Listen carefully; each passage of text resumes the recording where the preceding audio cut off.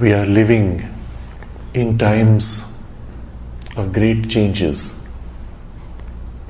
The pace of the change that we see around us is astounding when we review the normal pace of human history. In our lives, just a single device, such as a mobile phone that we carry, has changed our way of relating to each other, our way of communicating with each other across the earth, as if breaking down the barriers of space and time through the internet. Instantaneously, wherever we are, we can see each other, converse with each other, send documents with a touch of a fingertip. And all of this has happened barely in the last 10 years. We've even forgotten what it was like in the days when you had to write a letter by hand, take it to the post office, and it would reach the other end of the earth after about 1 or 2 months, and sometimes it wouldn't reach at all. And you had to wait for 2 months before the response came from what you wrote. And the decision-making process, the cycle of decision-making itself, was so much slower. Today, the cycle of decision-making is speeding up and has reached a point where we have to take instantaneous decisions, the consequences of which can change the whole direction or may define the survival of your business, of your life's work.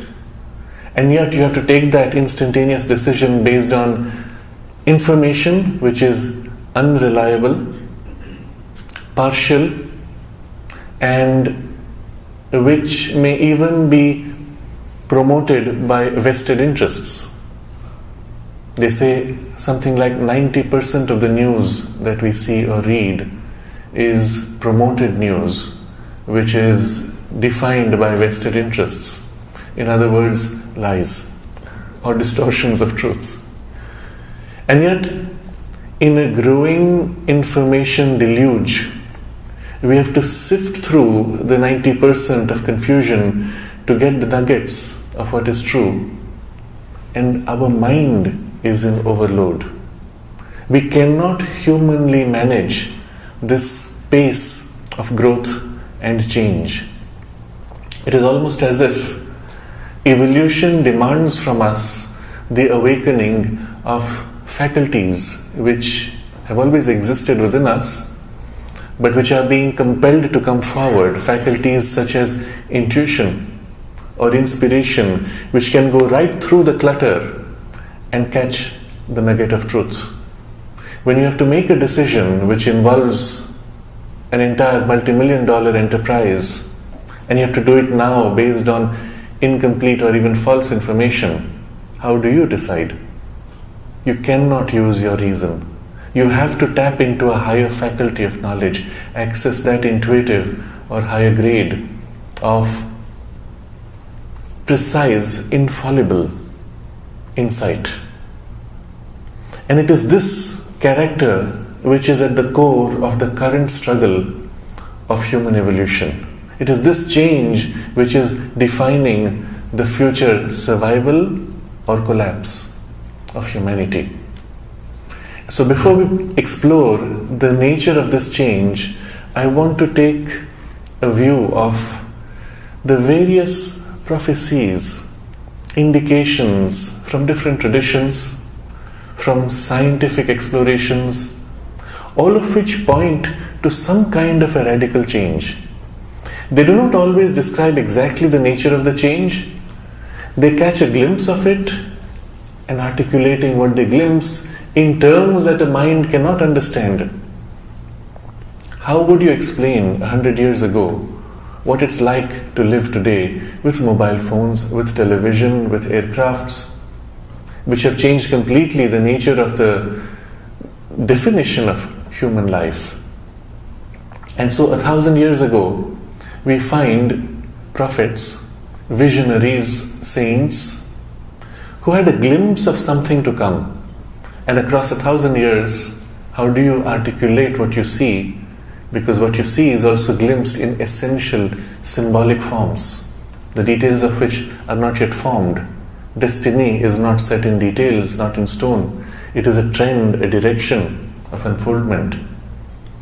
And so we find in the Sufi tradition, interestingly, about 1,000 years ago, there is the prophecy of an Imam who glimpsed the future and said, 1,000 years from now, when man steps on the moon, Islam will rise to its highest peak, and then it will fade away.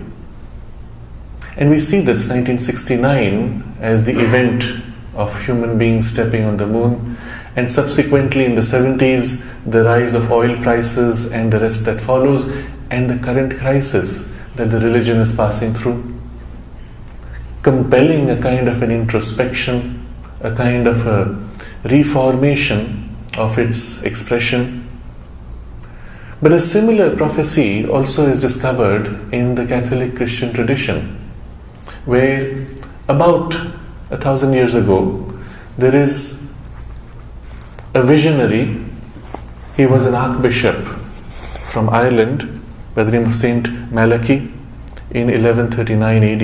He predicted what he saw, 112 popes to follow after his time, and the 112th would be the last. To each he gave a name, with each he had a short description of what would characterize their time, their rule. And the current pope is the 112th. And according to St Malachy, it is during his rule that there will be the final day of judgment. We find similarly in the Buddhist tradition, Tibetan Buddhism, there is, as you know, the reincarnation of the Dalai Lama, who is both a political leader and a spiritual leader for the Tibetan people, and the repository of the Tibetan Buddhism in experience and in knowledge. And there has been a prophecy for several centuries that the 14th Dalai Lama will be the last. There will be no other. And when I come from the Sri Aurobindo ashram, which has a sister community called Aurobindo, some of you would have known of it. When the Dalai Lama came to Aurobindo, someone there asked him, "Is it true that you will be the last?" He was quiet for a while, and then he said, "It is possible." More recently, we know the confusion that has emerged in the choice of successors in the tradition of reincarnation, with the Chinese specifying their own successors and so on. And whether the present Dalai Lama chooses to reincarnate or not is itself in question. I point to these three major religious traditions in which you have glimpses or prophecies of some kind of a radical transition, and end as if to whole lineage. It does not mean the religion itself suddenly vanishes. That cannot be. What it does indicate is the organized form in which a religion can predominate will undergo a crisis, and a kind of a transition, the nature of which is inscrutable. We find in the Indian tradition, similarly, the concept of transitions between ages. We call them Yugas. And there are passages of transition from one Yuga to another. And the transition is always characterized by the end of an age meeting the beginning of a new age. And the principles on which the two ages are established are quite different from each other. And how do two very different principles connect? Well, there's always a gap. There is a disconnect. There is a transition. And so in the yogic tradition, we describe the transition of the yuga as a yuga sandhi, sandhi meaning the joining point, being always full of chaos. Because the old is breaking down, the new is not yet established, and you are as if between two different realities and you don't know how to deal with them. And sometimes in major cyclical transitions even, they describe the transition in a form which appears almost destructive. Again, symbolically, it does not mean humanity is destroyed, but something, even civilization values collapse before new values can emerge and found higher and greater perhaps civilizations. And in the conventional system of calculation of the Yugas, we find that around 3100 BC is the beginning of the great cycle of the Kali Yuga, which popularly is known as a period of darkness or chaos or confusion. But Sri Aurobindo explains that it does not necessarily mean that. The Kali represents matter and the establishment of things in matter, the realization in matter. And he said in an interview in 1907, he spoke of this. He said, in 1907, the first sub-cycle of the Kali, within the larger Kali, is ending. And there is the transition to a new sub-cycle. Now, this is a very important idea. In the larger cycle of an age, there are sub-cycles of changes, rhythms. And within each are sub-cycles and so on. It's the same in our lives. We go through certain transitional periods. All of us know of the transitions that we have to pass through in teenage, when we come into adulthood, when we come into responsibility, and then in adult age again, certain key psychological and even biological transitions. But within them there are always sub-cycles, important transitions, which prepare us for something greater. And so Sri Aurobindo observes that there is a first sub-cycle of the Kali within the Kali, and then from there the first sub-cycle of what is described as the golden age, the age of truth, Satya Yuga. And in between is the transitional passage, which is pretty much around now, 1907 onwards. Now these things, although I'm mentioning the numbers, these things are not frozen in numerology or by dates. They are rather psychological rhythms, and psychological rhythms always have overlaps. So the transition is on, let's say. There's no date when suddenly, miraculously something changes. But something is on, the likes of which we have never seen before. In the Mayan civilization, we find similarly a calendar. We have famously dramatized in cinema the year 2012, December 21st, at a precise time, I think 9:54 or something like that. There is the end, a dramatic end to a calendar which has gone on for several thousand years. A calendar which is so precise that even today it predicts an eclipse to a precision of 15 seconds. And suddenly this gigantic calendar comes to a stop, indicating what? Well, the end of an age, the beginning of a new one. And of course people expect some great destruction. This idea of a destruction has come because when from the past, 1,000 years ago, one glimpses a great transition, and in the great transition glimpses things which you do not fully recognize because the forms are not yet articulated, how else do you see it except the collapse of what you know and the beginning of things you do not know? And so destruction. Symbolically, fire representing a purifying influence, water representing a regenerating influence. And so these mystics, as they saw the fires and the waters, articulated in these words, which the common man does not recognize the symbolism of, and says, a great destruction by fire, by pestilence, by water. But the pestilence is psychological. Perversions that humanity is playing with at present, of an extreme kind even sometimes. And so in this period we see transitions of an old world dying. The character of the old world at its peak was the age of reason, where humanity ruled by rationality, tried to organize life by rationality, and reason promised that all the problems of life would be solved. We would, with science, with reason, organize human society such that everybody would have everything. Everyone would be happy. Everyone would be content. There would be no lack. Well, this was the promise that reason made, which science made. With technology, the burden of struggle would be removed. What do we see instead? although great ideas came, there was communism, there was capitalism and socialism and many other isms, pragmatism standing above them all. With all these isms which promised to organize things, they failed. And we have to recognize why.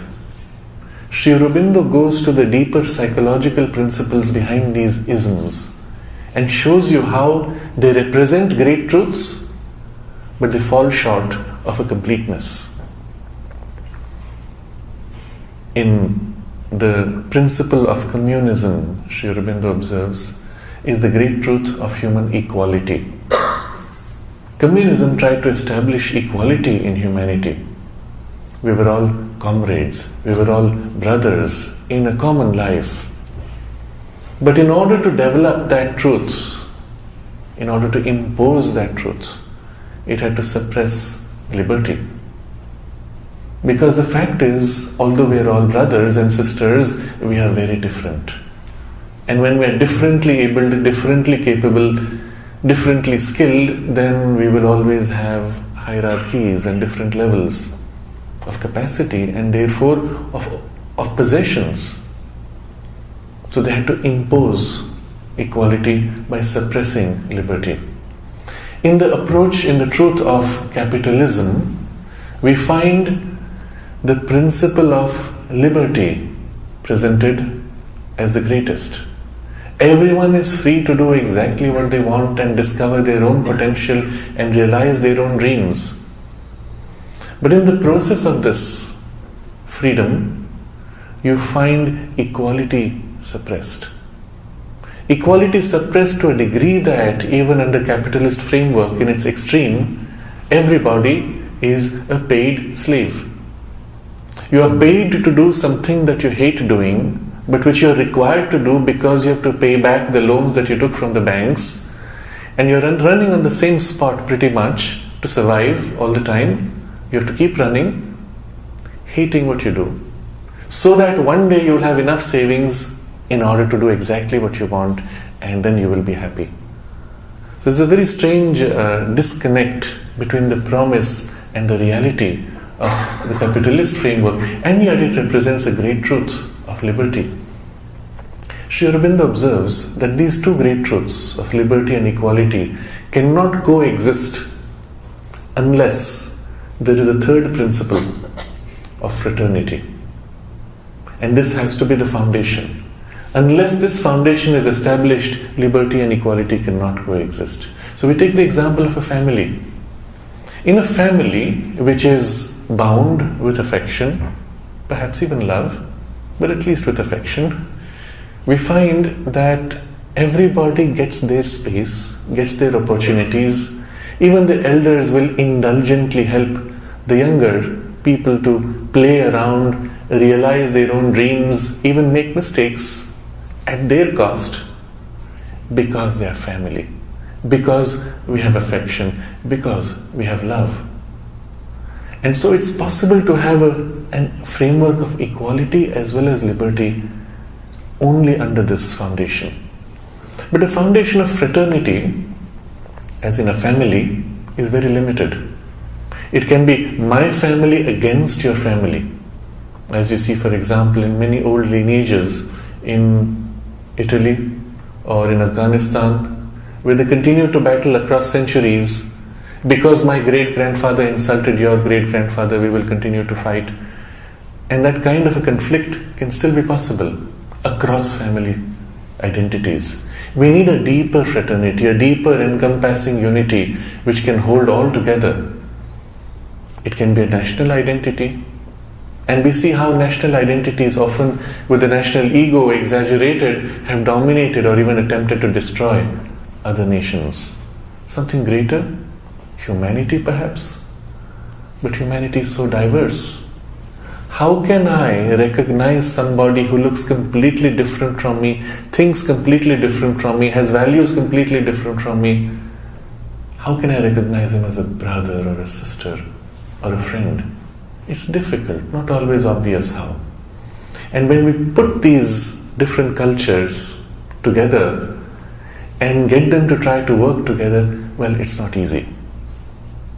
And yet it's possible if we go deeper to our more essential spiritual identities.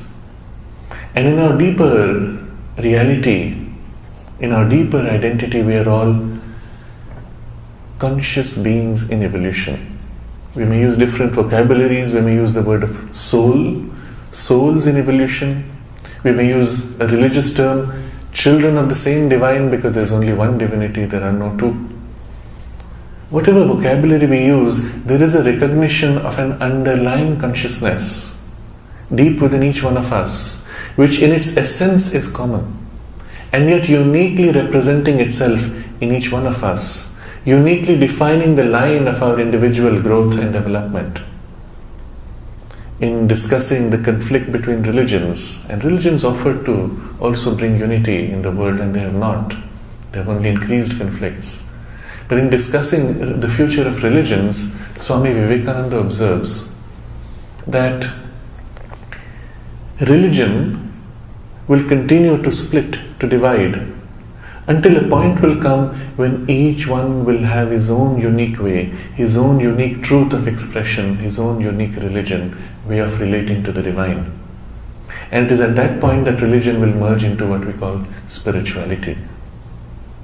In fact, this is the concept of spirituality in the Indian tradition, where we recognize there is one origin, one divine, one source, and each one of us uniquely expresses and represents that in the manifestation of the same one. Each therefore has a unique relationship with that and a unique way of rediscovering that. And to each line of self-discovery, we give a name, Swirl Dharma, my innate truth, which is by definition unique and distinct from your innate truth. Your dharma is different from mine by definition, because that's your unique relationship. But all of us together share in a common sense of that relationship and the growth upwards in our collective and individual evolution. And so such a concept, such a deeper experience felt in the heart, shared among us, can actually heal the divisions of appearances. And it is only at a level of a consciousness which is free of form, innate truth, that we can find this healing of divisions across forms. And it is this which is the nature of spirituality. And therefore Sri Aurobindo observes, it is only on a spiritual foundation that human unity can be truly realized in a lasting manner, and these two principles of liberty and equality coexist under the underlying spiritual fraternity. And it is towards this that human evolution is moving. To the extent that it moves in this direction, we find humanity being able to work together as one family. To the extent that we fall back from this underlying truth, we fall into discord and conflict. And this is the core of the problem today. But I'm digressing from the point we made that each ism made a promise but failed because it caught a partial truth. And what is needed today is a deeper spiritual underlying truth that can reform, reorganize human life. And so the failure of rationality, the failure of reason, the failure of science, the failure of the modern age. Modernity characterized by the intellect has failed. And so we see the awakening of what we call postmodernism. Modernity has ended, rationality has failed. Now what happens after? Well, we don't have a name for it, we call it postmodern. And what is it characterized by? A subjective quest. We say, well, all right, rationality didn't solve the problem, and so now I fall back to my own innate need and pursue that. Follow your dream, follow your heart, follow your bliss, whatever the key phrase that we use. The idea is an inward turn, a subjective turn, and a need to fulfill your subjective truths. And therefore Sri Aurobindo, anticipating this transition, says, after the age of reason comes the subjective age. And he wrote this 100 years ago, mind you. before we saw all these changes today. Because that's the nature of the rhythm of the Yugas. But there is, in the subjective transition, a false subjectivism, where I stop by with what I want to do. You ask your child, what would you like to eat? Ice cream, soda, or whatever the current fad of junk food is. But if you tell your child, that's not really good for you, I don't mind. You asked what I want this. But if you keep eating the junk food based on an impulse of a momentary desire, well, you will end up with a serious problem, as we all know. Is that really what the child wants? That's what his current desire wants. The same child as an adult says, no more sodas, no more junk foods, no more sugars, I want to eat organic, healthy. At this point, you're still pursuing my desire, but which is the desire, which is the superficial or which is the deeper truth of the desire?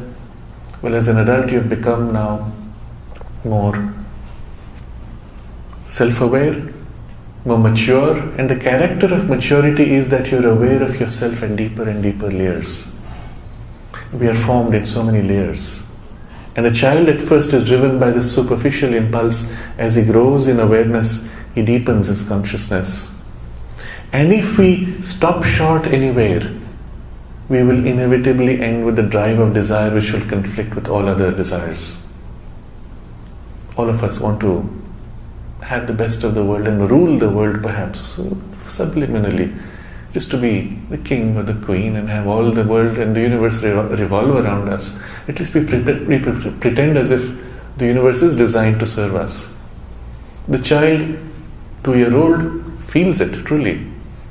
Whenever I open my mouth and shout, I get food stuck in my mouth. Whenever I'm uncomfortable and I scream, well, I get my discomfort removed. It doesn't work when you're an adult. You have to do it for someone else. So there is a whole process in which my ego center gets gradually thinned out and dissolved, and something deeper awakens. And it is that which characterizes maturity. And so the subjective age begins with a superficial subjectivism and a false subjectivism. If it stops short, it is destructive. But if you continue all the way in, there comes a point where you begin to introspect, when all has been said and done. Been there, done that, now what?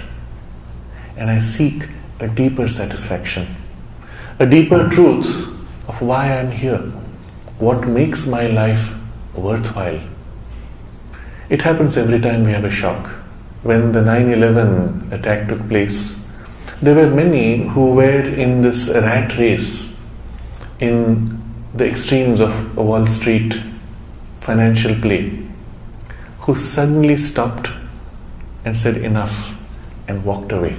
Well, they had made enough money, they could afford to walk away, but the point was they didn't want any more of it. It was a shock, that was a wake-up call. What am I going to do? I could have lost my life. What is it that makes my life meaningful? And turning often to follow their childhood passions or aspirations. And so often a shock forces us to introspect deeper, and the deeper we go, the closer we are to the essential truth of our existence. Answering the two great questions: who am I? And why am I here? If you find answers to these two questions, your life is made for sure. You will be led by that. The resolution of the answer is not in words, it's in the experience. I'm conscious of who I am. The one who chose to take birth to enter this life in the sense of purpose, why I came into this world. When you awaken to that, you know your way. And whatever the difficulties, whatever the crises, you'll find your way through it. But it is towards this that the introspection is really pushing us. And so as the true subjectivism awakens, it is the subjectivism of the soul, of the spirit. We have the transition from the subjective age into the spiritual age. This is the description Sri Aurobindo offers us in a text which he wrote 100 years ago. But much more detailed, describing all the nuances and complexities of these transitions.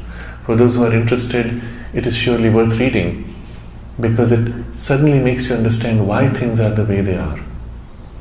And so we see a transition from the age of reason to an age which is defined by, characterized by the awakening of a common spirituality, and a spirituality which transcends religions, universal by definition.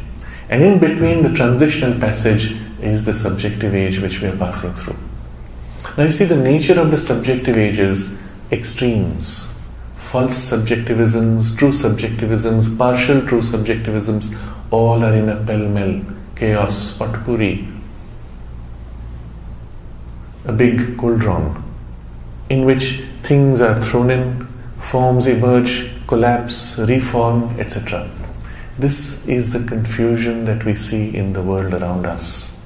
Sometimes truths are glimpsed, an attempt to give them form, but something fails because it is partial and it collapses again. And we say, oh, what a pity. But then it regenerates itself, now more complete, and again rises in a different form. And many deceptive truths at the same time. And so you find in the old prophecies these descriptions of deceptive leaders. I'm not using deliberately, I'm not using the religious vocabulary because they sound somewhat dramatic. But the idea that there are individuals who represent great truths and individuals who represent partial or even distortions of great truths. And humanity is confused. That's the present passage. In its worst, we see the kind of events that took place, for example, here in Orlando recently, which have shocked not only this great nation, but have shocked the world, and which make us question so many things. But these events are possible because some individuals went in pursuit of their moment's desire or passion, often perverted desires or passions, and went to such a degree that they lost themselves and became tools in the hands of forces and interests that pushed them to commit extreme crimes, destroying the very fabric of our humanity. And on the other extreme are people who are waking up to a deeper need and pursuing consciously a deeper process of self-cultivation. And I'm going to point to this as the key for the future. Unless we all begin to cultivate ourselves, become more conscious of ourselves, develop our own deeper and higher possibilities, the current trends are to slide down into chaos by chasing after momentary desires and passions. And there's a whole machinery out there eager to suck you into it. The mother comments on this. The mother of Sri Aurobindo Ashram comments on this in the 1950s and 60s. They're very interesting conversations. In one of them she observes that humanity is as if splitting, as if two branches separating. There's one part that chooses to lapse into some kind of unconsciousness, and another part that is struggling to rise into some kind of a superconscious awareness. And there's a split taking place, a gap that is forming. And it is in this split that you will see a higher humanity awakening and perhaps even a lower humanity living almost an animal-like life. Now, animal-like doesn't mean you don't have television, that you're not educated. You can be the most educated person watching TV every day and having conversations. But what are the values that drive you? Self-interest, moment's satisfaction of desire, not different from an animal. And on the other side, there are those who look at all this and say, yes, these are tools, but what do I use them for? And there's a turn upwards to a higher value. And this is the nature of the split. You may see the two people next to each other, in form no different, but in spirit very different. And sometimes you can make out just by the feel of the person, oh, this person is so much more awake. That person is lost in some kind of a dream, as if half asleep, somnambulism of some kind. And it is this which is the split that we see. In a sense, the current conflict that you see in the American elections, the two extremes of the forms, are symbolic of these two distinctions. It does not mean, because among politicians it's rare to find somebody with a higher spiritual opening almost impossible, one might say. But you still see this extreme split, not only in representations in politics, and it's everywhere in the world, but in the people, in humanity, people selecting and supporting, and you wonder, how could they do that? And they're wondering, how could you do that? And it's as if humanity is splitting into two extremes, which cannot understand each other. Now I'm describing all this because it helps us to better understand the nature of this transition. Because the new age, as it is emerging, essentially a spiritual age, comes into effect as we wake up. That process of awakening can be entirely subjectively pursued without any external support. There are people who have gone through deep processes of introspection and self-refinement and have attained to great spiritual heights. There are others who have used existing systems and structures, sometimes drawn from religions, sometimes drawn from psychological techniques and methods, yogic knowledge. Whatever the means one uses, when there is this pursuit of a conscious, introspective self-cultivation, there we see the awakening taking place. In India, this knowledge of self-cultivation was pursued, developed, refined, experimented upon, and refined further, and perfected over nearly 10,000 years. And this large body of knowledge we named yoga. The word meaning to unite. Unite our superficial, fragmented individual awareness with our highest potential, with the oneness of the divine consciousness. That is yoga. That union is yoga. If you think about it, the nature of this passage is really the direction of our evolution. So in current vocabulary, we may rephrase the yoga as conscious accelerated evolution. Three things are required. It has to be conscious, because there is an unconscious yoga of nature. You do nothing, life kicks you, pushes you, you are opposing, you are resisting, and as you are kicked, you scream and shout, but you are compelled to move forward. That's the unconscious yoga of nature, and it takes a few million years before there is a major change in evolution. Well, among human beings it goes a little faster. But it becomes yoga when you make a conscious effort. And then Swami Vivekananda observes 1,000 years of evolution can be compressed in a single year. That's the kind of acceleration that is possible. Therefore, conscious, accelerated. And what are we doing in evolution? We are drawing out our own innate and higher possibilities. We are organizing in life things which belong to a domain not yet fully accessed. And the immediate next step in evolution is the awakening to a consciousness above the intellect, because the intellect has failed. That's what begins the evolutionary crisis. And now you have to access something higher, or you fall back to something lower. And that's the split in humanity. The access to something higher begins a series of higher and higher gradations. Sri Aurobindo takes great pain to describe the fine distinctions of these different levels, their characteristics of consciousness, and the means by which this ascent can be consciously made. But irrespective of that, let's just take a general sense of the higher being, the consciousness of intuition, which can give us that certainty, that insight, that knowledge in the midst of the confusion, in the current intellectual data overload. And so we come back to what we began with, a transition to a consciousness higher than the rational. It is this which is the current immediate evolutionary leap in humanity. A large part of humanity is already beginning, by the compulsion of circumstances, to tap into these higher faculties. As for example in business, when you find yourself overwhelmed with overload and you have to take a rapid decision, increasingly people are speaking about it. Many great leaders of industry speak of how they practice meditation regularly. In a recent study, the summary of which I saw on internet, Harvard School of Business Management declared that the future tools necessary to be effective in your business will be meditation and intuition. Well, these are interrelated. Meditation, the word is general, we can use it in many ways, but essentially involves a stepping back, a turning inwards, and a becoming quiet.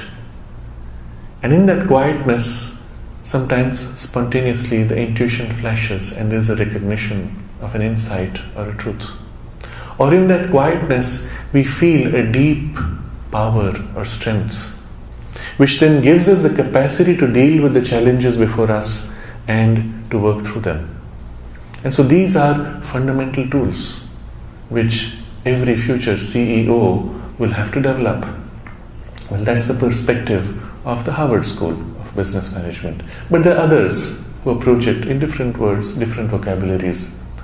The idea being an attempt to quiet the confusion of our consciousness, to rise above or turn deeper, to access these deeper and higher faculties. At the same time, there is a change in the rhythms of nature. We find in our geological studies that the Earth's magnetic pole undergoes sudden flips at different times in history. Measuring that shift in the magnetism in the geology, we see certain rhythms, certain cycles. And we find that the current poles are shifting rapidly and indicating a point of transition where there may be a sudden flip of the magnetic poles, which is due somewhere around now, meaning in the next 500 years. And the magnetic pole presently is moving rapidly, the most rapid in all the measurements of the last 100 years. It's moving at the rate of almost 50 miles per year, shifting towards Canada. And it's accelerating. The physical pole, which is distinct from the magnetic pole, the physical pole of the Earth is also moving. Was moving in a particular direction, but in the last 10 years, with the rapid melting of the ice caps, the top, the centrifugal spin of the Earth is being unbalanced. When ice melts, there's an imbalance, and what happens when a spinning top is unbalanced? It starts wobbling. So we measure that the Earth itself is wobbling, and the current direction of its tilt has changed. It's moving 90 degrees away from that at a pace that is speeding up, currently about 10 centimeters per year, and speeding up. Again, suggesting some imbalance, some sudden transition. We also see in the archaeological evidence great periods of what we call mass extinctions, where suddenly 80% of the life forms vanish and there's an efflorescence of new life forms. So there are two cycles. The smaller cycle is about 60 million years, the last of which, extinction of which took place during the time when the dinosaurs became extinct, and the next one is due sometime now. In geological terms, it could be in the next 1,000 years, it could be tomorrow, it doesn't matter. And we don't know how fast it happens because the transition is too rapid in the geological strata to be able to recognize. It could happen within days, it could happen within years, within centuries. In fact, the evidence today is that we are passing through a major extinction cycle of life forms, and it's because it is human caused. There is a name now being given to it in geology to describe it. I forget the name now. It was Homo something age, where we have made we are the cause of the mass extinction. It's unfortunate, but that's the reality we have to face. Now, from an internal transition, I'm trying to show that there is also an external transition in the rhythms of nature, and the two are parallel, because nature is not separate from us. We are not separate from nature. There's an intimate link between these two. We are formed by the circumstances, the materials of our environment.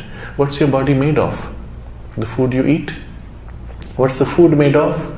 the soil in which you grew it, and the pesticides and the chemicals that you threw into the soil for your convenience to kill pests, which are part of nature. And in the process, that comes back to you, becomes your body, and becomes cancerous growth in your body eventually. We are not separate from our environment. We are formed out of our environment. It's a very profound truth articulated beautifully in the Vedic tradition, in the Isha Upanishad. They describe the whole universe. The character of the universe is the movement, the whirl, the energy whirling, moving. So it is described as Jagat, born from movement or born by movement. And that's the emergence of the universe.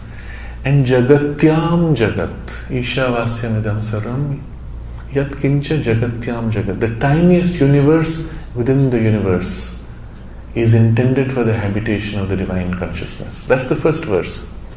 And the idea is each piece that you see is the whole universe represented in a limited form, in a limited face, a limited front. And this is very characteristic of the Vedic view because it sees things in a unitive consciousness. So when you take, for example, a plant or a flower, what is this flower? It's not a separate piece. It is a representation of the plant, which is a representation of the soil, which is a representation of your nation, which is a representation of the earth, which is a representation of the universe. So it's the whole universe putting forward a front of flowerness. Each one of us is the whole universe putting forward a station of self-aware conscious individuality, through which it looks at itself. We are the universe waking up, looking at itself and wondering, what am I like? You see, we as individuals have this illusion of being separate from the universe. So we say, I am observing universe and controlling it. But if you look through a consciousness which sees unity, we are the universe waking up and observing itself and then beginning to speed up its own evolution. Each time we intervene through what we call our discoveries of science, our technological inventions, it's the universe waking up to seize upon itself and speed up its own growth. And each unit, each piece is the whole universe projecting a special front. And so this is the insight that the Isha Upanishad, the text of the Veda, gives to us. And in this perspective, we begin to see things very differently. We find ourselves now in a transition where nature and individual are aligned. As within us there is this crisis and the change through an introspective process, so in nature there is a crisis and a change, and the two being linked, they align. If I may take an analogy, when there is a great change, there is as if a great wave.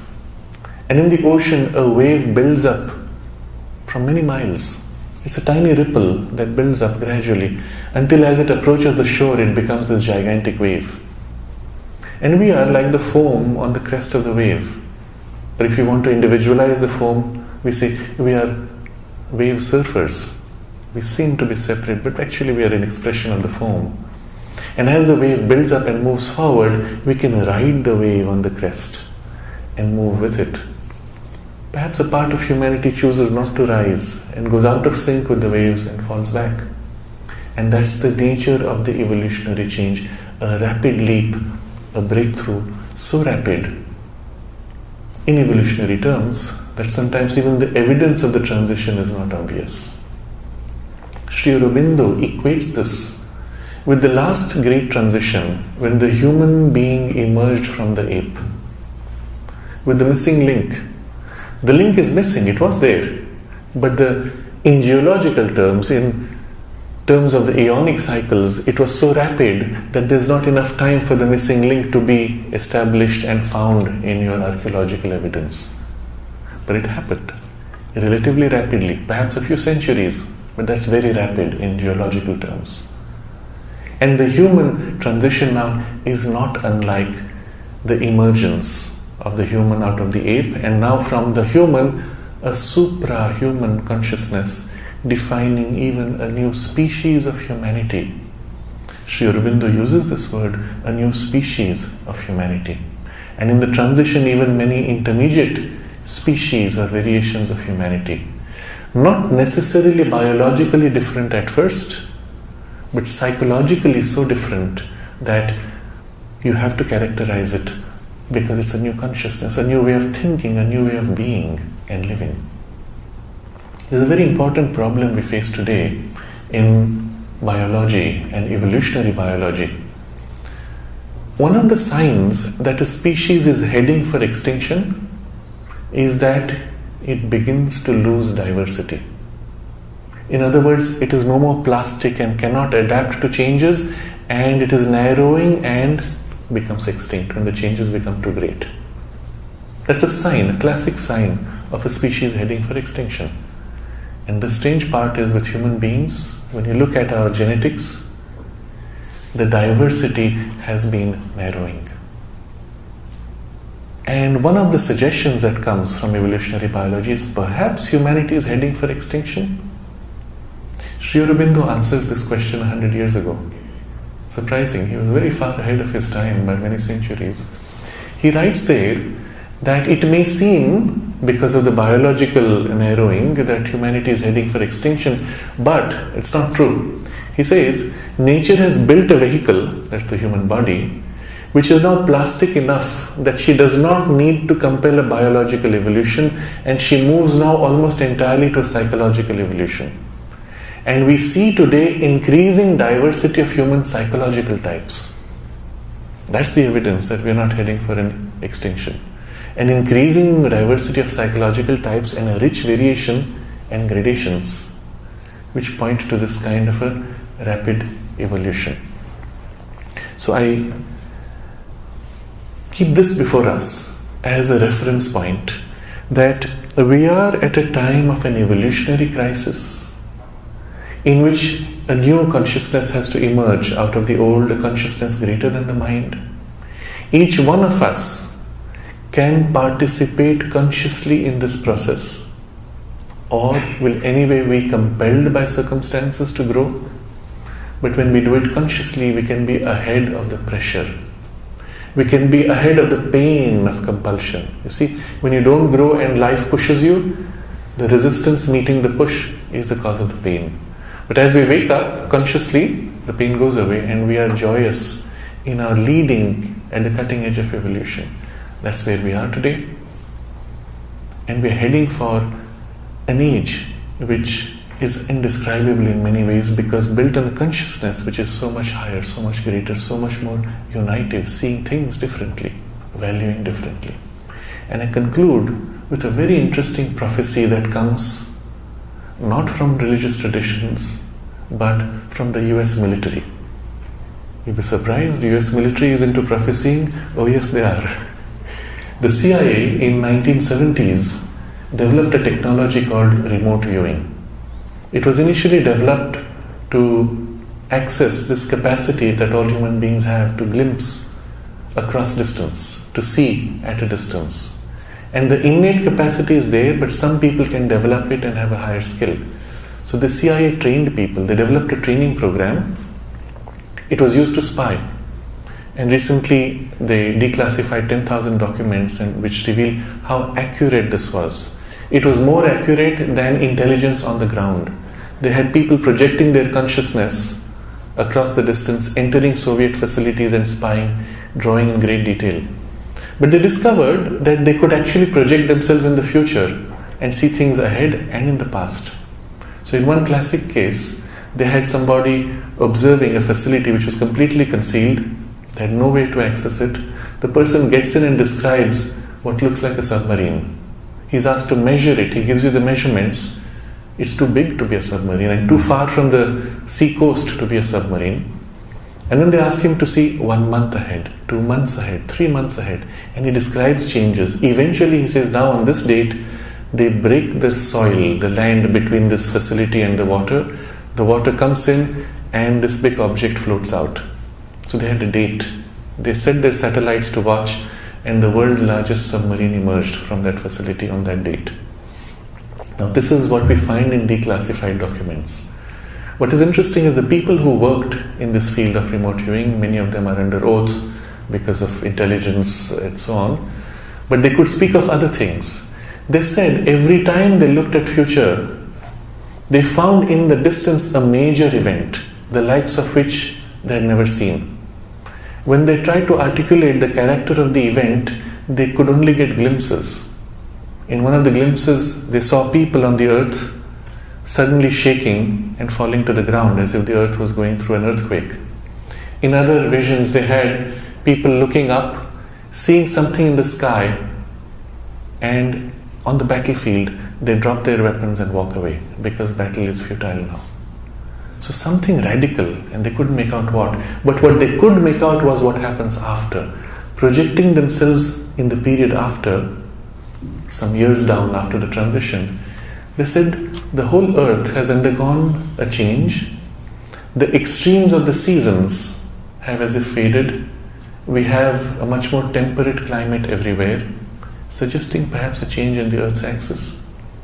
And then describing how humanity lives in perfect harmony with nature.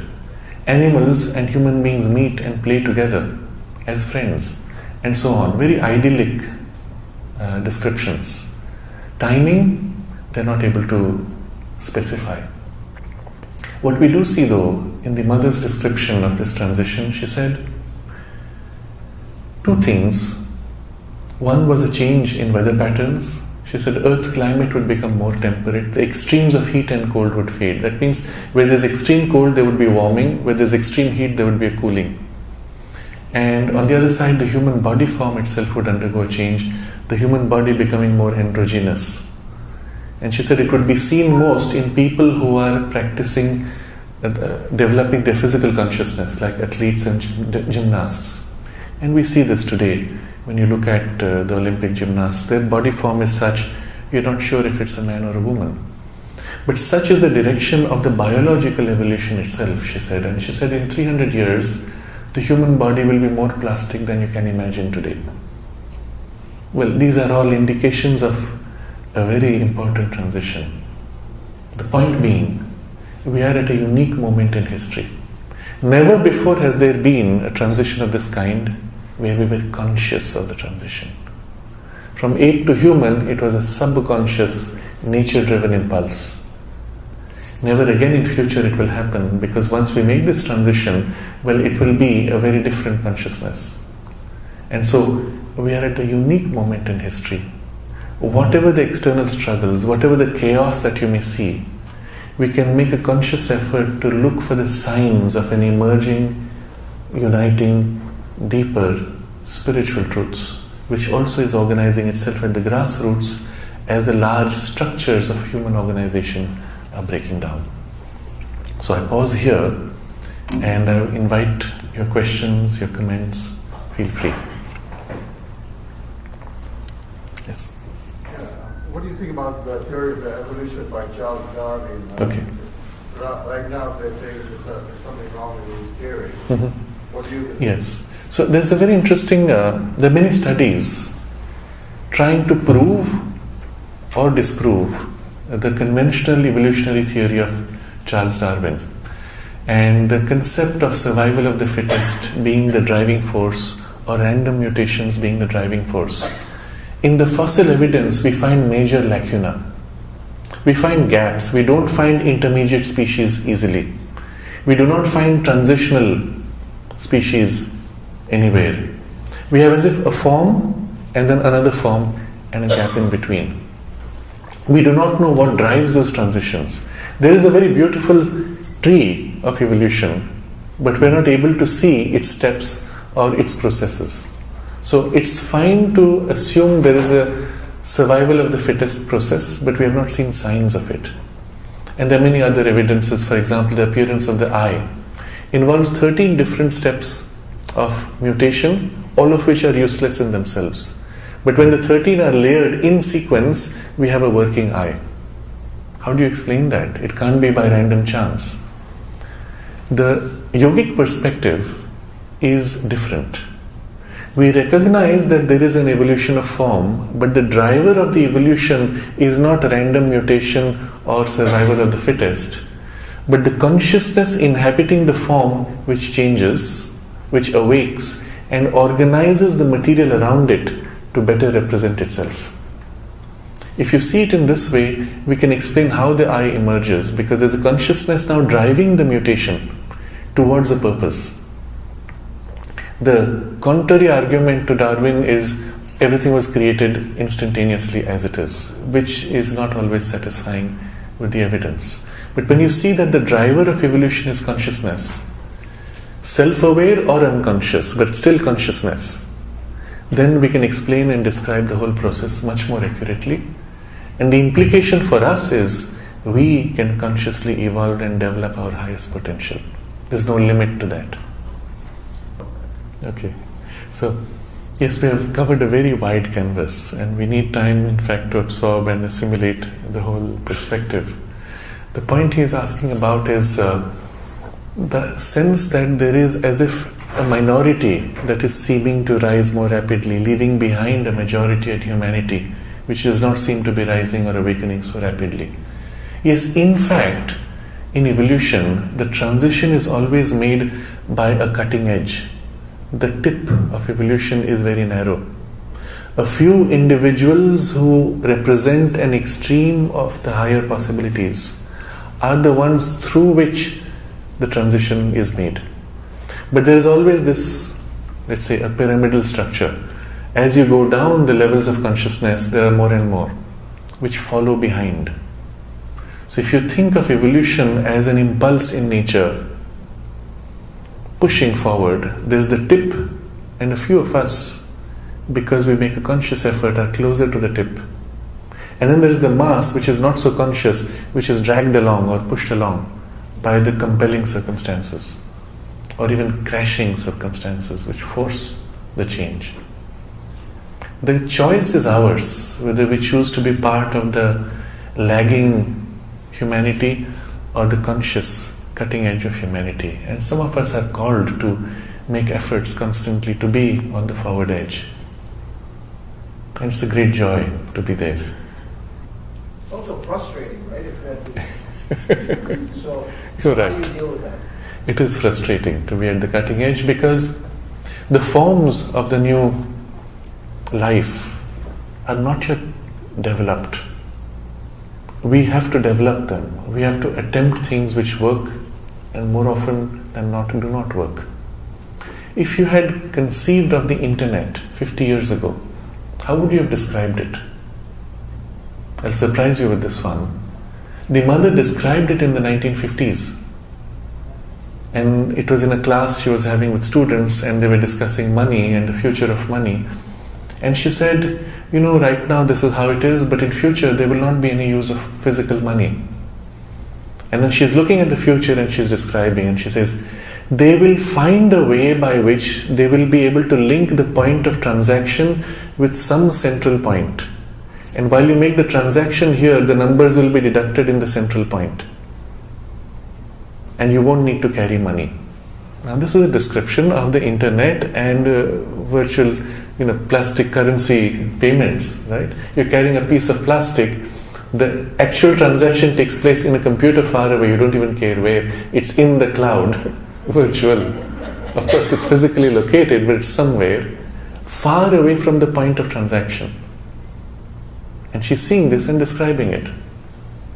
And so, if someone said, all right, let's make this possible, where would you begin? There is no foundation of the internet itself as a backbone structure. And so you would begin with organizing structural frameworks upon which layers and layers of new possibilities would be attempted. And even in the domain of digital currency, so many new possibilities are emerging. Cryptocurrency, and then the new forms of bitcoins and so on. They all represent possibilities. Which of these will finally work, which will become established in the collective consciousness, we don't know. Perhaps all of them, perhaps something completely new combining all of them. And so we are in this period of great experimentation and churning, where possibilities emerge, fall back, and new things come. Frustrating, but for a creative person, so joyous, because you're attempting new things all the time, and even if something fails, you created something which was never done before, isn't it? In this coming age, or the age which is we are passing through, the subjectivism, what do we do about education? Yes. The great question is the current educational system, which is so obsolete, so much part of the old world. In fact, its origins are in the industrial age, where the whole society was thinking in terms of industry, and children were seen as raw material for the industry. And so a child had to be shaped, beaten into shape, to become a wheel in the machinery of society. That's the framework of the current education, modern education.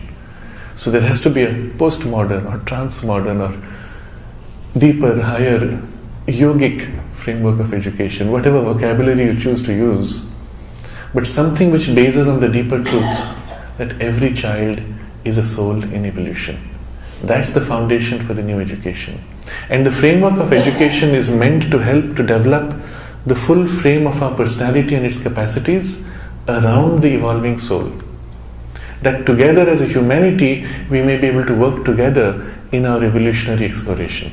That would be the broad framework for future education. It would involve consciously developing not only the rational faculties and perfecting them, but developing also supra-rational faculties, including intuition, and even what today we call paranormal capacities. They're all part of our own higher possibilities, and they're meant to be developed and perfected. And the future education will work upon that. I have here on display some DVDs of lectures. There's one series which is on education, which was meant like a training program for teachers and parents. It's called Introduction to Integral Education. Those of you who are interested in this field might want to look at that. But all forms of life will have to be recast in this way. Yes. I'm glad you have connected the technological development with the consciousness development. So his point was that somehow the technology is moving so fast, consciousness is not able to keep up. And that's the interesting part.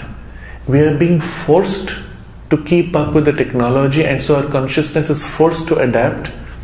And one of the things that we see happening, because of the way technology has connected us, breaking barriers of space and time, we are no more thinking purely in local terms. Somewhere in our consciousness, our mind is reaching out to connect to the whole earth. Because right now, a moment ago, I was texting or in communication with somebody who's on the other side of the earth. And so a part of my consciousness is actually linked across the globe.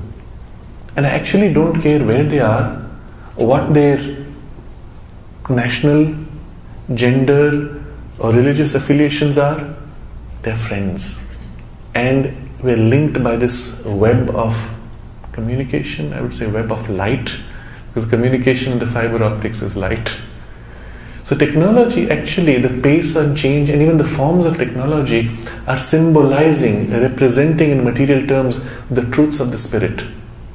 The internet itself is a web of light, linking all humanity, representing in physical terms the underlying consciousness that unites all of us at a spiritual level. And the technology being in its essence the mind working in matter and organizing matter to realize higher principles, becomes effectively the link point and even a driver of the conscious evolution. Young children today at the age of 2 or 3, you find them playing with tablets as if they're so familiar and often doing things which adults find difficult to do. And it's even before their fine skills, motor skills of writing have developed. But their mind has been sharpened already far ahead of its conventional sequence using the tablets. And so possibilities which would emerge normally at the age of 17 or 18 are now popping up at the age of 2 or 3. Prematurely perhaps, because the mind is not yet well organized, but already compelling some kind of a rapidity of change in the way they think even. Yes, the problem today is we are in a transition. So the question was, we make our decisions based on institutional structures, but will it work? Will it survive? Because things are changing so rapidly, even institutions are collapsing. We are living in an economic framework which belongs to the old world and the old consciousness, defined by greed, control, oppression, exploitation. That's the nature of the economic framework. Fine, some people can take advantage of it, perhaps all of us struggle to use it, but will it survive?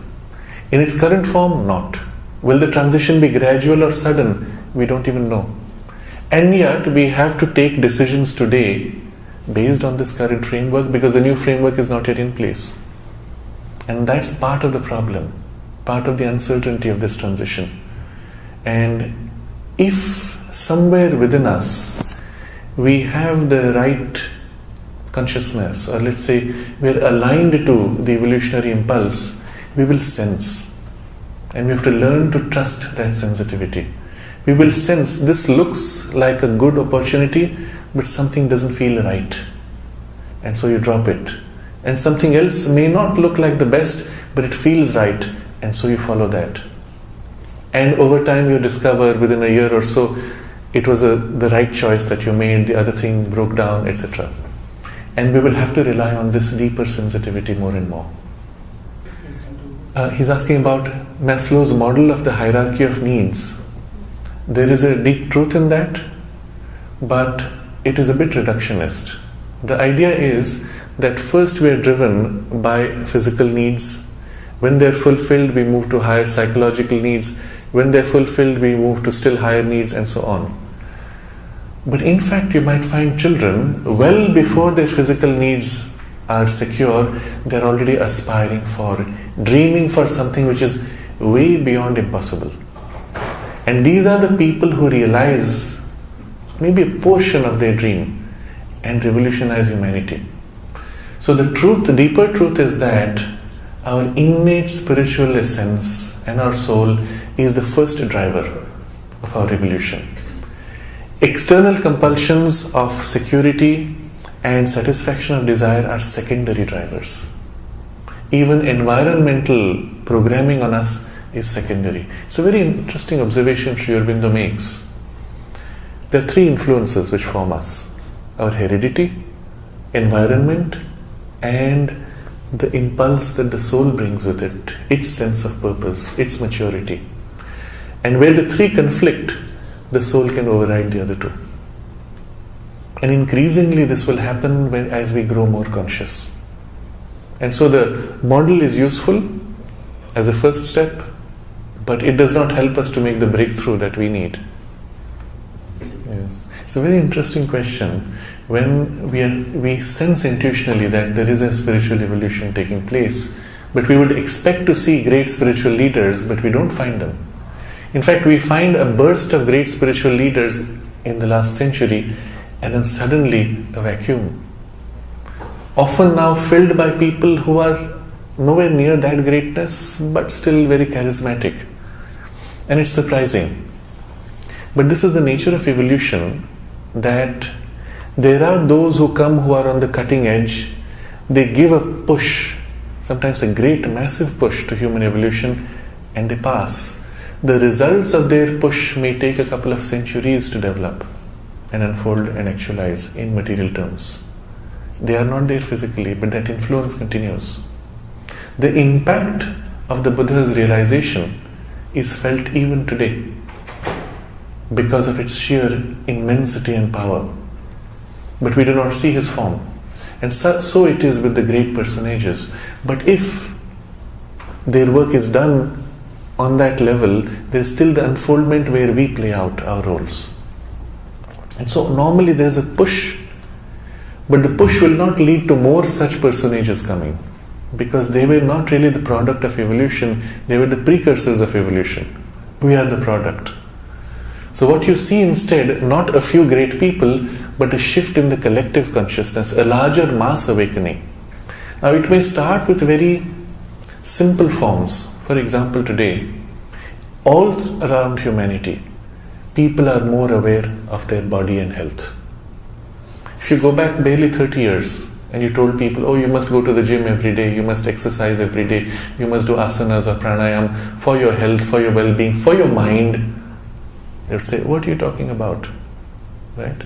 Today you don't have to tell anybody. Younger people and older people are driven to make their body more healthy, more conscious. And it's happened on a massive scale. And the same is happening today very subtly. It's not yet come into the open, but I believe within the next 5 years you will see this increasingly in the public dialogue, cultivating the mind and the silence of the mind. Training the mind to be free of thought and of worry, to be able to consciously bring it to silence and focus on the work in front of you without distraction. This skill, this capacity, like the body and what comes with the asanas, that you're able to center your body, free it from restlessness. The same way you will train your mind to center and free from restlessness. And this capacity will be valued and people will work on it consciously. The practical form it may take is some form of meditation, concentration, visualization, which you see happening increasingly. So this kind of a mass awakening is taking place rather than a few special individuals. Exactly the point we made earlier. While one side is awakening, widening, freeing in consciousness, another side seems to be embedding further and deeper into sectarianism, narrowness, and maybe even blind ritualism, and sinking while another part is rising. The question is, what's the proportion between these two? That will define the nature of this transition. Both are there, and they're extremes, and they don't see eye to eye. They cannot see. They're so different. They're like two different species of consciousness. So when do you see Satya Yuga starting? I would say it has already begun.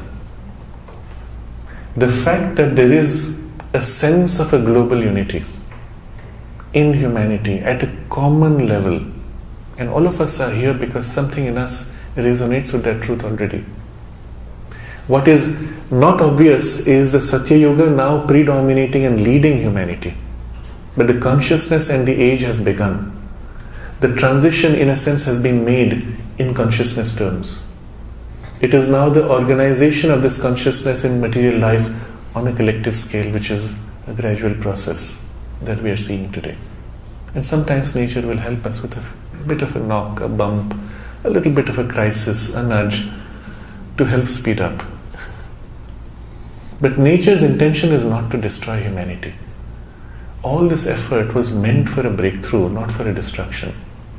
And the structures created today are intended to serve the future, not meant to be destroyed. What is destroyed, to be destroyed, is the structures of the past, which have outlived their need and are suffocating human progress.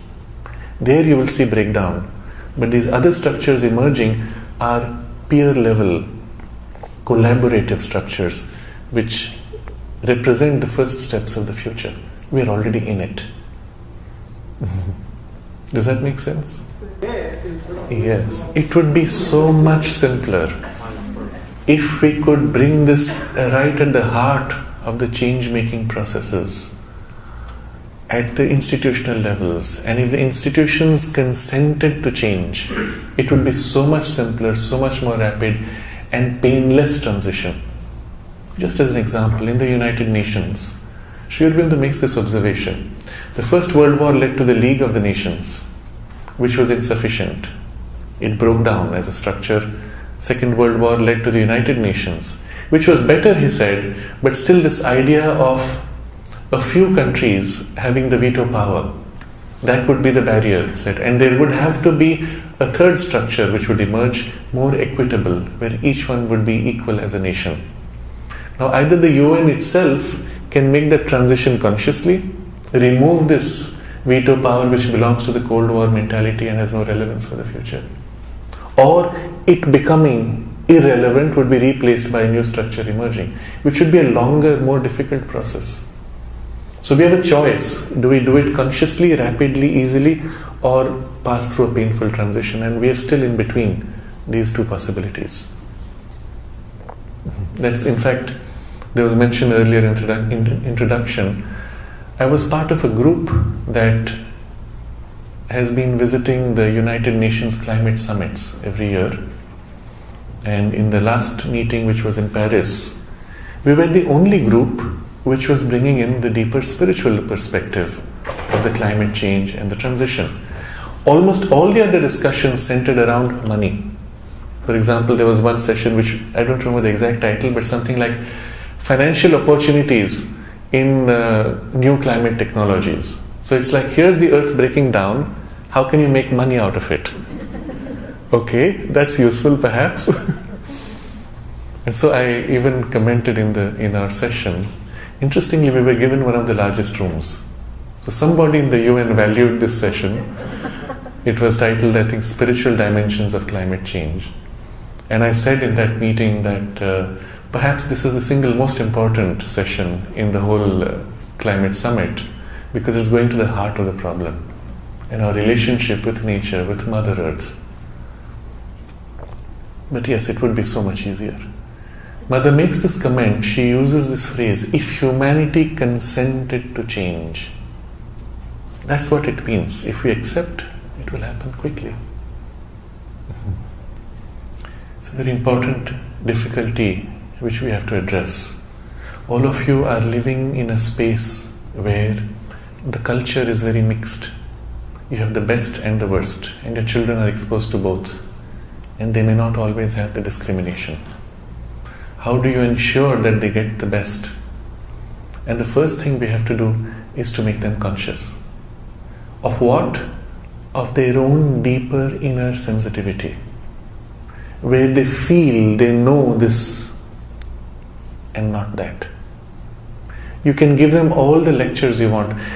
This is not good, that is good, and often there will be a rebellion, a revolt.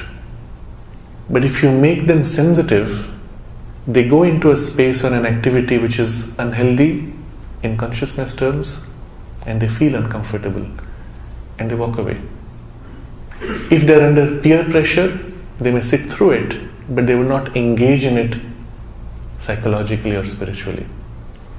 But it does mean for them a slight difficulty, because they may not always be able to participate. But if there are enough of them, they may form their own group, their own structures, their own forms of expression, which may invite others to join also.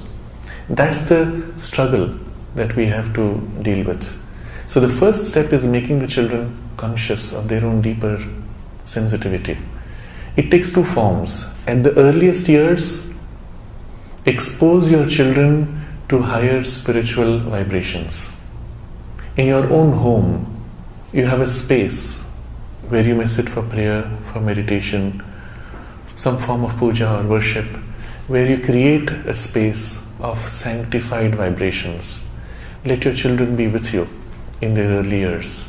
Let them participate in the activity, in the concentration, and let them get immersed in and absorbed in that vibration, that it becomes familiar and normal for them. In your own home, ensure that there are not activities or vibrations which are contrary. That means the kind of music that you play, the kind of things you speak or do, the values that you yourself express as parents. So it does not help to tell a child, if so and so phones, tell him I'm not at home. You've just taught your child to lie. Because you did it, he has learned how to do it to you now, and to himself eventually. And so you have to set the standards, and it's not easy. But we make the effort, and we fail sometimes. The child sees us making efforts, and that's the example. He sees us fail, and he sees us persist in making efforts. That's the example.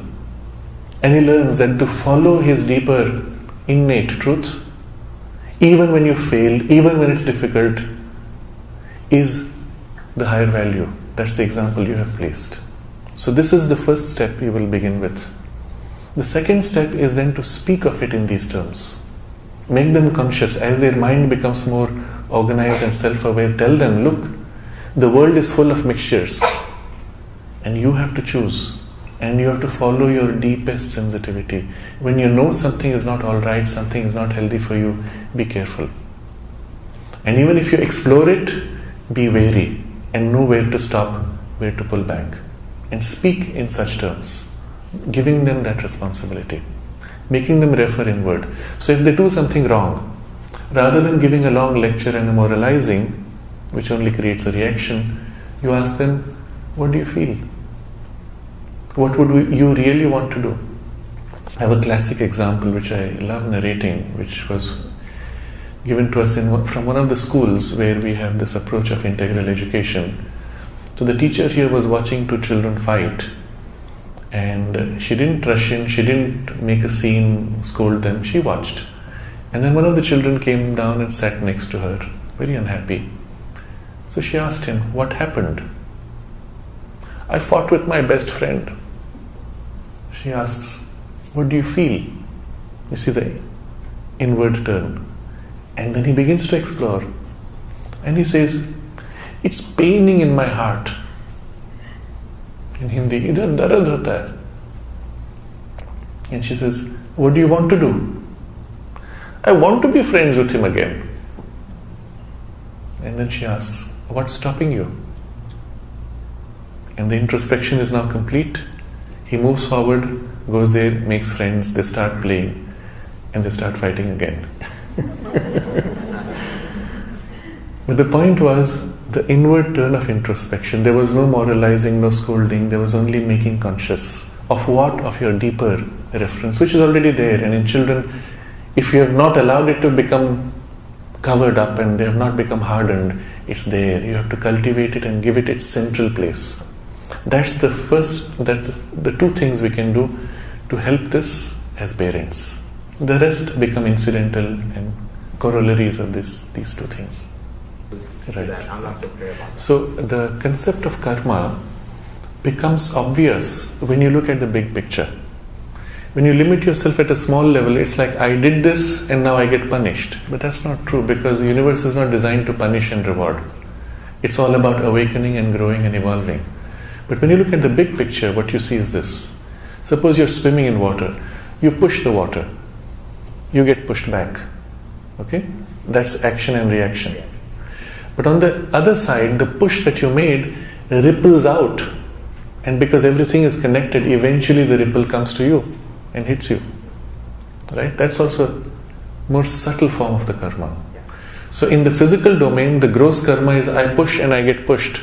But in the psychological domain, when I throw out a thought or an emotion as an energy, it ripples out and eventually comes back to me because it's made of my own substance of thought and feelings. And when it comes back to me, it attaches itself to me, bringing those vibrations which I threw out. So if I'm used to throwing a lot of anger or hatred towards people, eventually I find myself locked in a mesh of anger impulses, which begin to seep into my biology and create even physical illnesses. I get a stomach upset, or I get bile in the stomach, or digestive problems, because often anger is based in the stomach region, in the subtle body, and so in the gross body it creates problems there. And so you see a circle completing, and that's the true sense of karma. It's not that somebody is sitting down there to reward you or punish you. It's just the natural consequence of the ripples of your own actions, physical, emotional and mental, equally spiritual. Now karma is not always negative. You have also the positive energies you put out which come back to you. And when positive and negative energies meet, they tend to neutralize each other or modify each other in some form. And the most important thing, you can rise above. Let's say you produced a ripple on this level of consciousness. As long as you live here, it hits you. If meanwhile you have evolved in consciousness, this level no more bothers you. When you rise in consciousness and purify yourself sufficiently that anger is now alien to you, the impulses that you threw out in the early phase of your anger, they don't touch you anymore because you have grown beyond them. And so karma is not a compulsion, it's not mathematical, it is not binding. As long as you live in that domain, it affects you, you rise, you're already free of it, partially or fully. There's a third factor. There can be an invocation of a higher consciousness. I may not be able to rise, but I can invoke a higher consciousness in my heart, in my mind, in my environment, which may neutralize the past karma or its effects. And this is the importance of the prayer, of the invocation, of the meditation and concentration on higher states. as we grow in closeness and consciousness to the divine, and that consciousness suffuses us and surrounds us, we are as if insulated from past effects. This is the point Sri Krishna leads us to in the Bhagavad Gita. When you act from immersion in the divine consciousness, you do not have the consequence of karma even. You're free.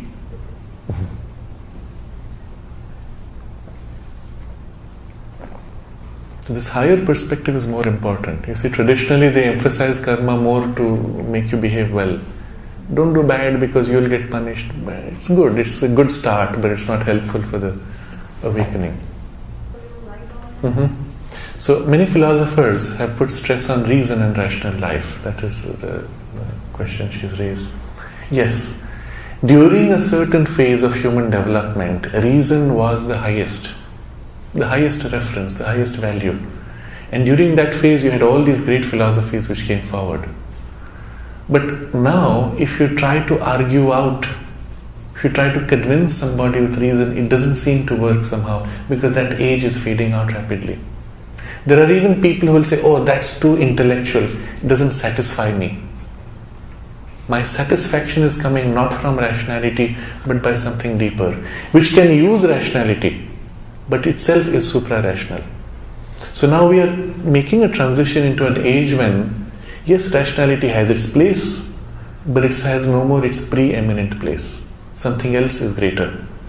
And that greater thing can use rationality as a vehicle to convey its vision, its inspiration. But the source is not primarily rational. It's not logic which drives you, but an insight, a deeper conviction of truth, which you then articulate in rational terms.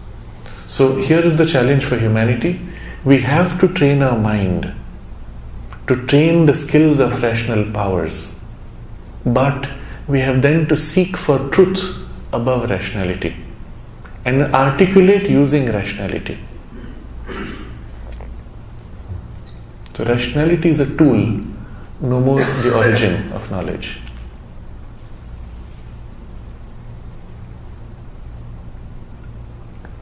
I think we can, yes.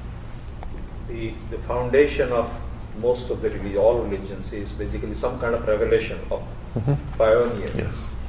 Then it became faith as a vehicle which continued in the masses. Now in the age of subjectivity and the following age, what happens to that process? Yes.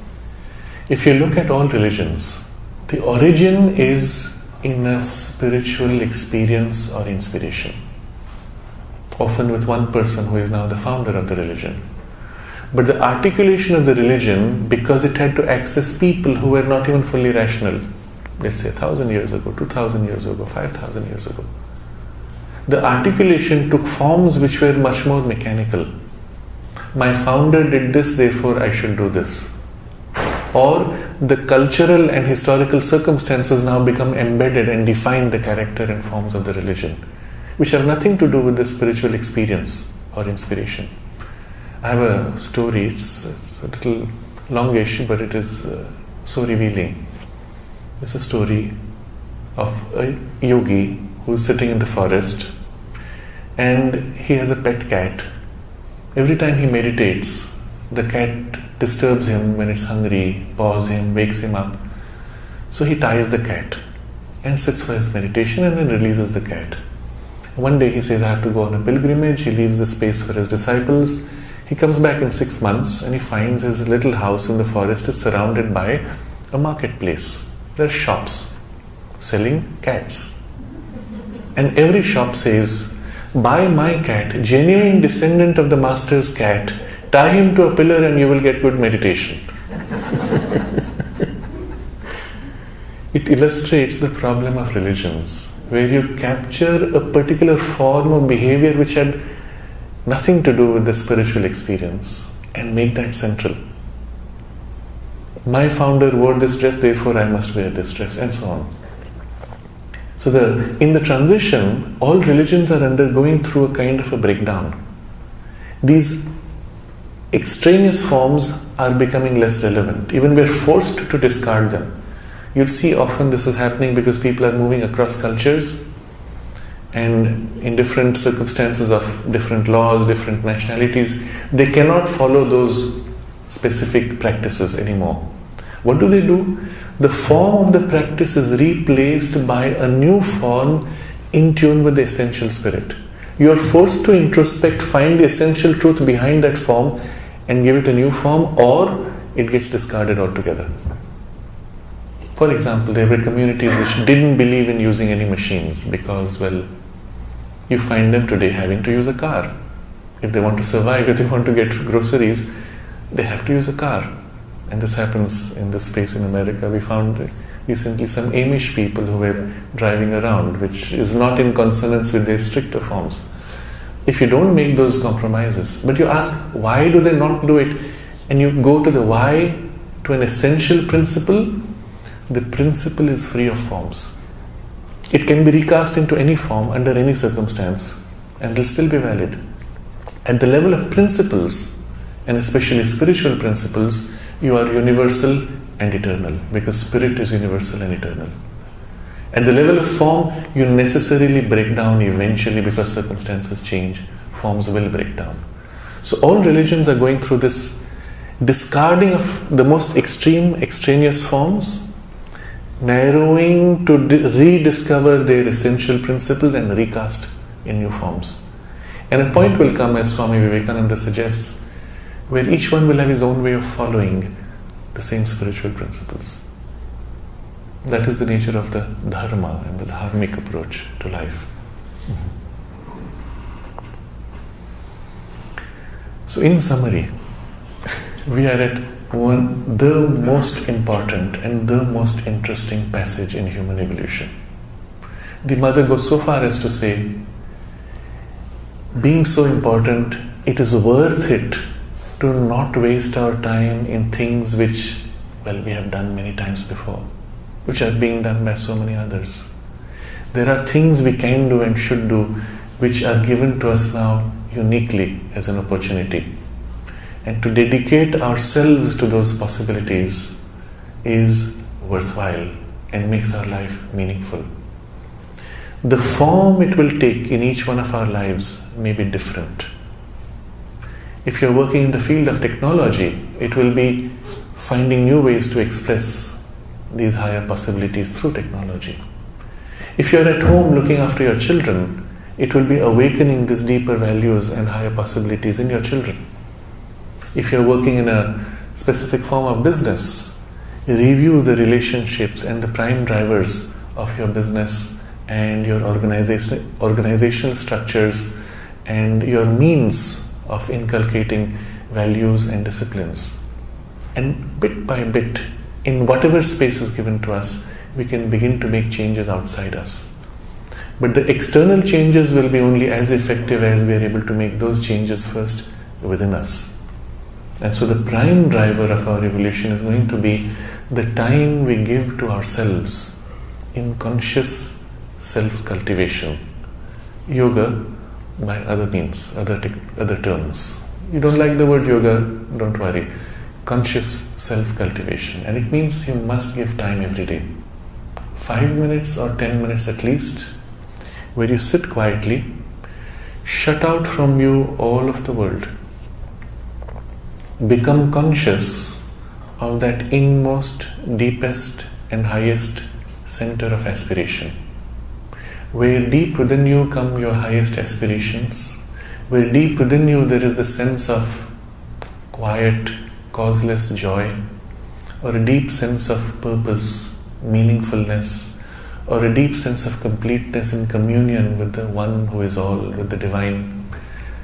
I'm using words which point in the direction without using religious or technical terms.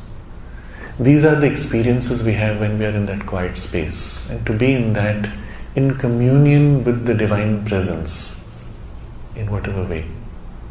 To remain thus for 5 or 10 minutes every day. And then, from that state, to turn to look at the life before you, the circumstances given to you, the work ahead for the day, and see it all in context of this. And from there, gently, move into the form and action of life. And then during the day, whenever you find yourself perplexed, confused, or in doubt, pause, turn inwards, briefly reconnect. Perhaps not as deeply, momentarily even, superficially even, but reconnect even with the idea or the memory of that presence. And then turn again to the difficulty, and you will find the help, the insight, or the strength to deal with it. So very simple, basic practice, but when sustained, repeated many times in the day, you will find very quickly things beginning to change within you and therefore around you. And this is how we will all participate and have the joy of being consciously the precursors, forerunners of the great evolutionary awakening that is taking place around us and within us. On this idea, we can briefly concentrate, sit for half a minute.